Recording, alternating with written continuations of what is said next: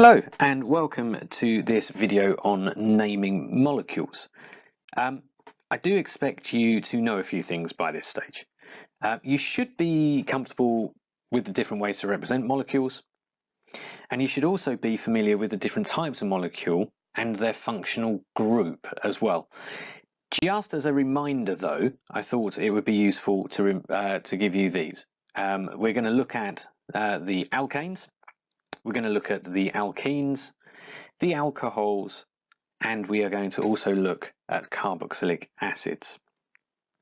Okay, but what is in a name? Well, knowing the name of a molecule lets us know more about it. It tells us what it is and what it can do. So what is the molecule and what kind of chemistry can it undergo? So if I see that I have this molecule propene, knowing more about that name tells me that the chemical structure is this. And this is really important because the alkene part here is what does the chemistry. So knowing that my ene tells me that I've got an alkene lets me know what kind of chemistry it's going to undergo. Similarly, with propanol, that tells me it is an alcohol. So I know that the ol bit tells me it's an alcohol. And propanoic acid tells me I have a carboxylic acid. And again, I've got my Cu group here. Okay? Now, there are two parts to a name. The first part lets us know how long or what the longest carbon length is in that molecule. And the second part lets us know what family the molecule belongs to, and therefore what kind of chemistry it undergoes. So, for example, butanol tells me, the first part here tells me I've got 4 carbons, and the ol bit tells me it's an alcohol.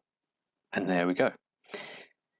Propanoic acid, well, the prop bit here tells me I've got 3 carbons in a row, and the anoic acid lets me know it's a carboxylic acid. Okay, so what are the rules of this? Well, the first thing we do is to look for the longest carbon chain present in the molecule. And that lets us know then how to begin naming it. Now, the rules are this, is that if you have a 1 carbon in a chain as the longest length, then the name of that is going to be meth something. If I've got a carbon chain length of 3, then it's going to be prop something. And if I've got a carbon chain length of 6, it's going to be hex something. Okay. So let's look at some examples.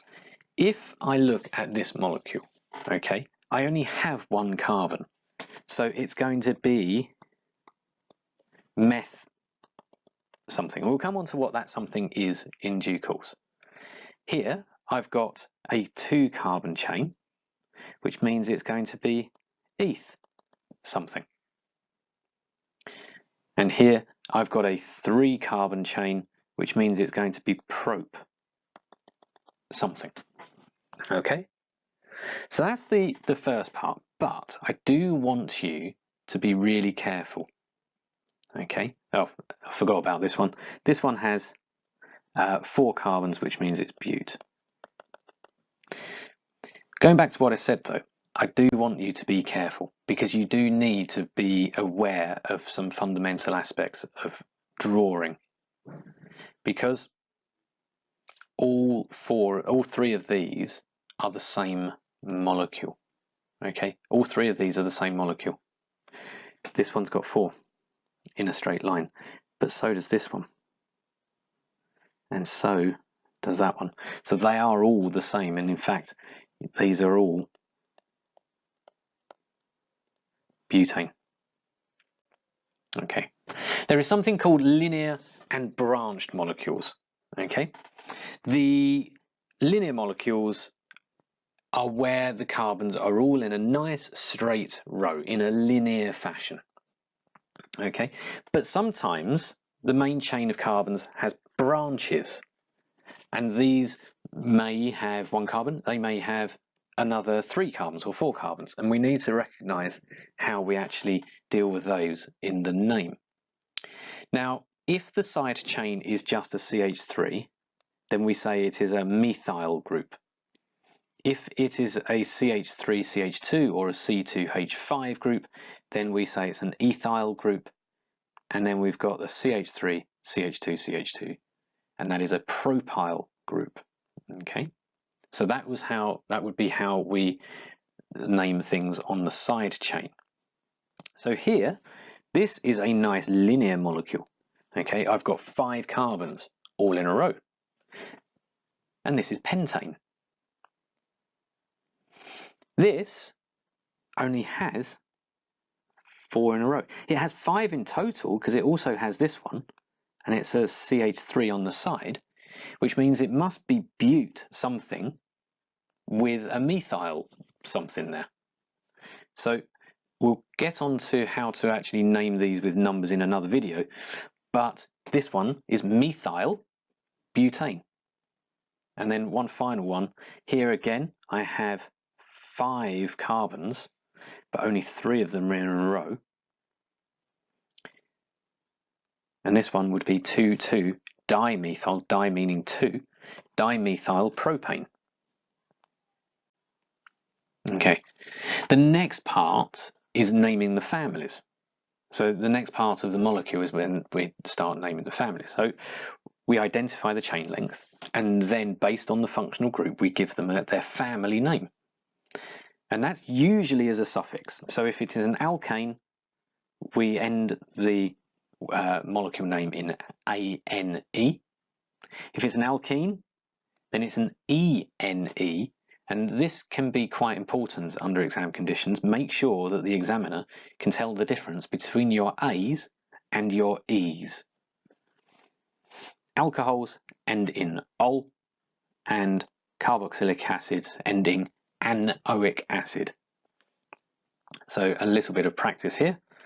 We have this molecule here. Now we have 1 carbon. So we've got, and it's a carboxylic acid, so it's a Q group. So this is methanoic acid. This has 2 carbons, so it's going to be an eth, and we have an alcohol group, which means it is ethanol. Here we have 3 carbons, but we have an alkene, so this is going to be propene, and the final one, this is a straight chain of 4. There's only carbon-carbon single bonds, so this is butane. Okay, now I hope you have lots of fun naming compounds and molecules throughout your entire GCSE organic chemistry units. If not, watch the video again, learn the rules, have lots of practice. Okay, have fun. Bye bye.